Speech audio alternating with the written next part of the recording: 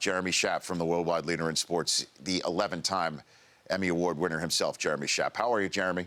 Hey, Rich. It's good to talk to you. Good to talk to you, too. So that 1979 event, your dad put Billy Crystal and Muhammad Ali together, correct, in a way? Or? Not exactly for that event. Actually, by that time, I think Crystal had become something of a star.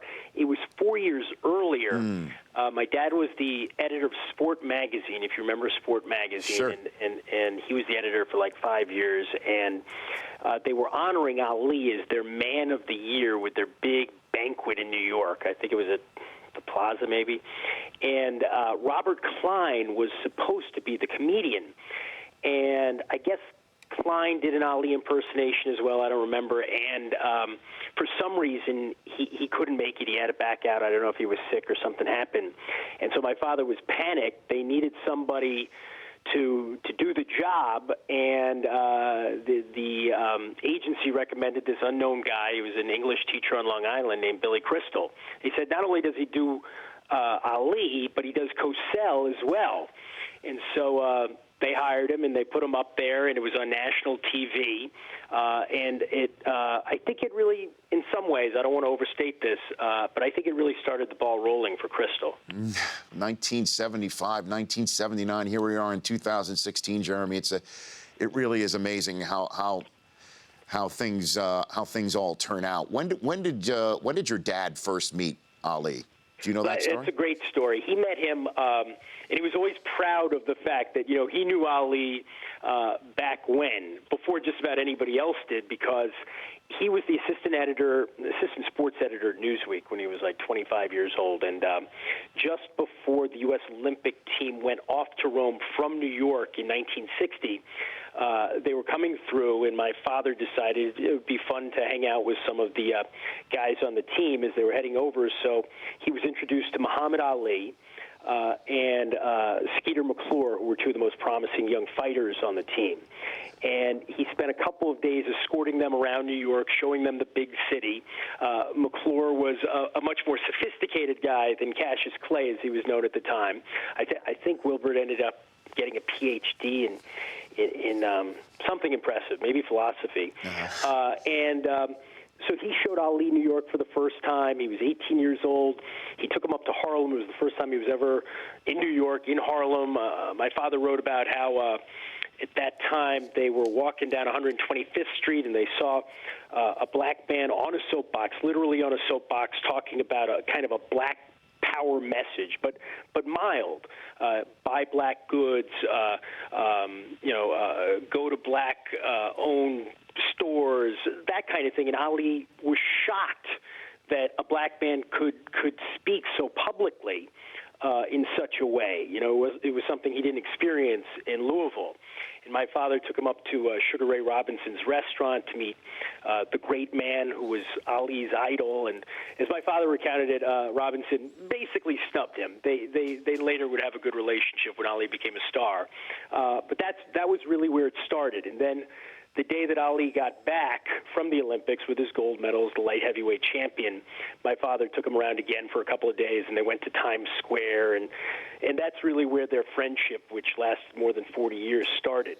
I'm sure you'll appreciate this story, though, Rich. So in the fall of 1960, my dad goes down to Louisville to see Muhammad in his hometown. And as my father recounted this story, I think they're in Muhammad's new car that his backers had bought for him as he was turning pro, and I think they're at a gas station, and my father says to Muhammad, "Look at that pretty girl over there," something like that. And Muhammad says, "What, are you crazy? A Jew looking at a white girl in Kentucky? You could get electrocuted for that." And my father used to like telling that story. Well, tell the other story that you say is your dad's favorite Muhammad Ali story. Oh, well, he loved this one too. So this is a decade later, and everything has changed. That innocent kid from Louisville has now become a pariah in many quarters for refusing induction into the armed services. He's become the world heavyweight champion. And now he's been banned for a few years, and he's living in Chicago, waiting to get back into boxing. And my father had meanwhile gone on to write a lot of As Told To books with big stars, and he had just written one with Tom Seaver. And Seaver is coming off of literally months after winning the '69 World Series, the biggest story in sports, 25 wins. He wins the Cy Young Award. He wins the Hickok Belt. He is possibly the biggest star in all of sports at that time. And they're in Chicago promoting the book, and my father says to Seaver, why don't we go have dinner with the champ? So they go out to dinner. I forget the name of the restaurant. It's in one of my dad's books. They go out to dinner, and it's typical Ali. He's regaling them with stories. He's holding court. He's totally dominating the conversation, you know, and it's two of the biggest athletes in America, and my dad are sitting there, and Muhammad, you know, is the center of everything as he always was. And after a couple of hours, Ali, who was not wasn't really interested in other sports other than boxing, like a lot of boxers that I've known. You know, everything else kind of seems like a little kind of kid's game compared to what they do. He turns to Seaver and he says, Tom, you a nice fella. What paper you write for? Man, I love that story. He hadn't the vaguest idea. Seaver. Tom Seaver was. Jeremy Schaap here with me. When did you first meet him? It's before I can remember. You know, when I was born in late '69, just a few months after you, Richard. That's correct. Yes, sir.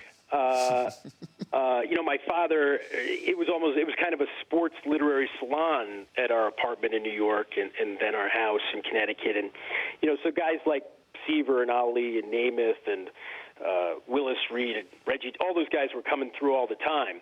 I know are you having Reggie on later? No, he's already been on, Jeremy, and he was awesome. He was just was awesome. That's great. He was one of those guys who was always around, and so Ali was always around. And I remember going to his house, I think one day in Cherry Hill, New Jersey. He was living at the time, and going to his camp. So, you know, the first 10 years of my life, 11 years of my life, when he was still fighting, we were around him a lot. I remember going to a photo shoot.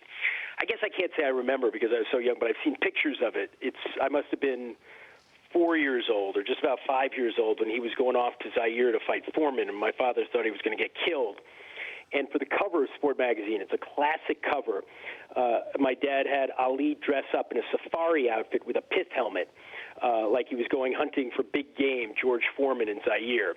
And I got a picture of Ali with his safari outfit and the pith helmet holding me and my sister, or at least, you know, mock punching us, something like this. So he was this big presence in our lives for a long time, as he was in the lives of so many people all over the world.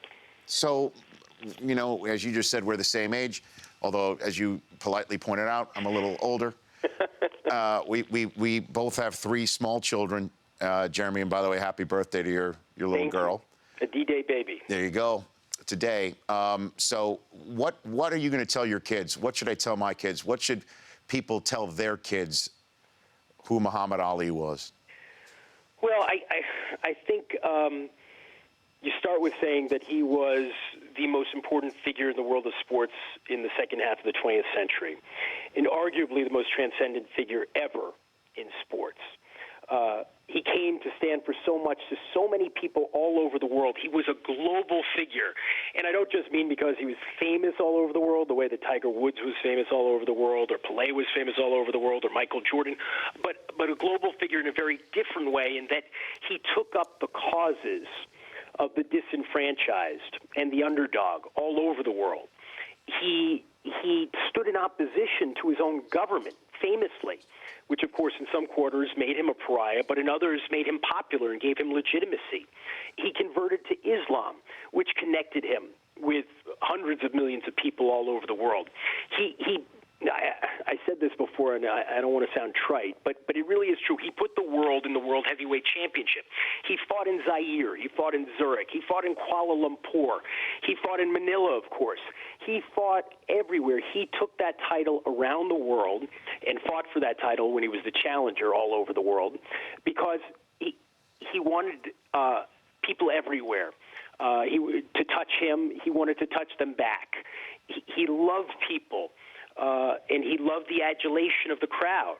And, you know, and it wasn't just walking down Fifth Avenue or, Second Avenue in Louisville. He wanted to be among the masses, and he wanted to give them the chance, in a sense, to touch the hem of his garment. but it was something from the very beginning for him. Right after he wins the championship in February '64, he gets on a plane and he flies to Africa. He goes to Ghana. He goes to Accra, Ghana, and he's greeted by throngs. They are a 22-year-old kid who's just upset Sonny Liston, and they respond to his magnetism.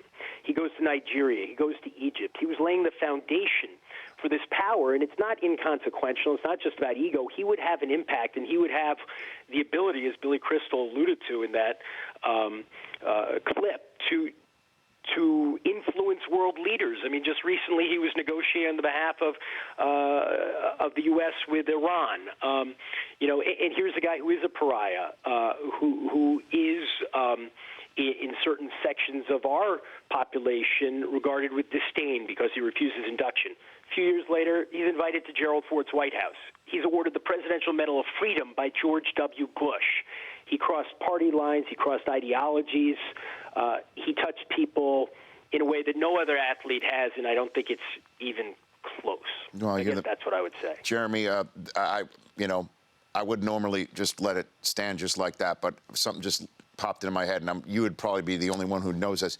The gold medal that he threw into the Ohio River after he comes home from Rome in 1960, refused service by a waitress at a whites-only restaurant, and then he fought with a white gang, and he disgustedly threw the gold medal into the Ohio River. Has anybody ever tried to get that back, or just try and drag that river to find that medal? I don't think any effort like that has ever been made, and there's always been a lot of skepticism about that story. I think my father was skeptical about that story because Ali loved that medal so much. In fact, the night he got back from Rome, or the next day, whatever it was, my father's going around New York with him, and they go to Birdland, and they go to Jack Dempsey's restaurant, and Muhammad Ali is walking around the streets of Manhattan, Cassius Clay at this point. He's wearing not only his Olympic uniform, but he is wearing the gold medal that he won in Rome. And he said that it was the first time in his life that he slept on his back rather than his stomach, because if he had slept on his stomach, the medal would have cut him up.